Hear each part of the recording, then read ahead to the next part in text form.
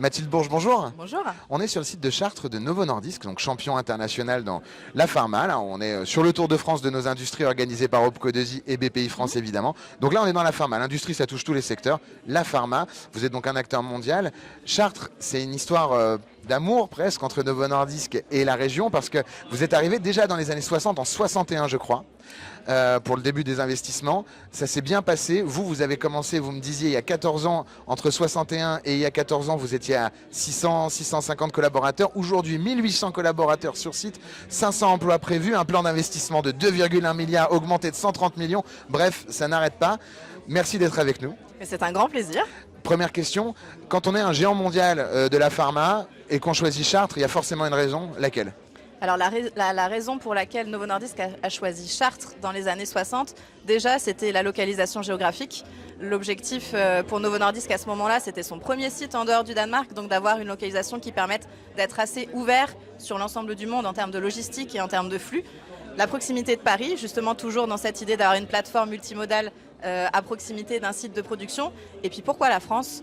Par rapport aux compétences. On avait déjà vraiment en France cette expertise dans le domaine de la santé, dans l'industrie pharmaceutique, et ça c'est quelque chose qui est vraiment reconnu depuis des années et qu'on a pu continuer de développer sur notre site. Exactement, dont on est très fiers. Et en plus, Novo Nordisk, avec ce plan d'investissement, c'est un site pilote, c'est un lab sur des sujets justement technologiques. Vous avez, je crois, 500 postes ouverts. Comment on va les trouver, ces compétences en région ? Je ne dis pas que c'est difficile par rapport à des capitales ou des grandes villes, mais il y a 500 personnes à trouver, c'est quand même un sacré job. Alors effectivement, ces recrutements-là, ils ont déjà commencé, parce que quand on travaille sur des projets d'extension de cette ampleur, il faut aussi avoir des équipes projets qui soient en mesure de les gérer. Donc aujourd'hui, quand on a démarré ces projets-là il y a quelques mois maintenant, il y avait un chef de projet. Aujourd'hui, c'est une organisation de 200 personnes pour gérer tous les nouveaux bâtiments, tous les nouveaux équipements qui sont en train d'être développés pour notre site, avec un calendrier très ambitieux. On a démarré le projet en 2023. L'objectif, c'est que l'ensemble des bâtiments et des équipements soient mis en route en 2028, ce qui est à l'échelle d'une entreprise pharmaceutique quand il faut valider, qualifier l'ensemble des équipements, recruter, on en parlait, et former. C'est un calendrier très très ambitieux. Alors le Tour de France de nos industries, c'est une initiative qui a aussi été faite pour attirer plus de jeunes, plus de monde. Et donc quand on recrute, c'est bien de recruter, d'atteindre les 500, mais recruter qui ? Comment on attire les talents, comment est-ce qu'on gère aussi la logique d'inclusion et de diversité. Comment ça se passe chez vous sur ce site à Chartres ?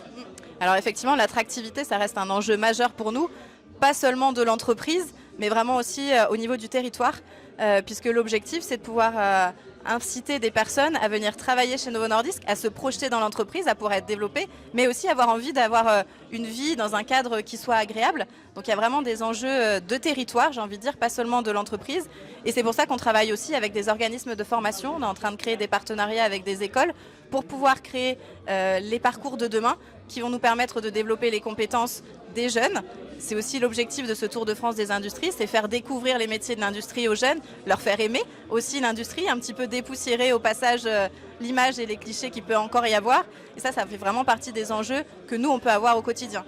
On a pu lancer des initiatives, nous aussi, avec un mini Tour de France à notre échelle, initiative qui s'appelle Oser Futur, avec différents stands, avec des activités immersives où on va à la rencontre des publics dans les villes, pour pouvoir leur montrer ce que c'est qu'une ligne de remplissage, les emmener avec des lunettes de réalité virtuelle en zone aseptique. Et quand les personnes découvrent cet environnement-là, ça crée aussi des vocations.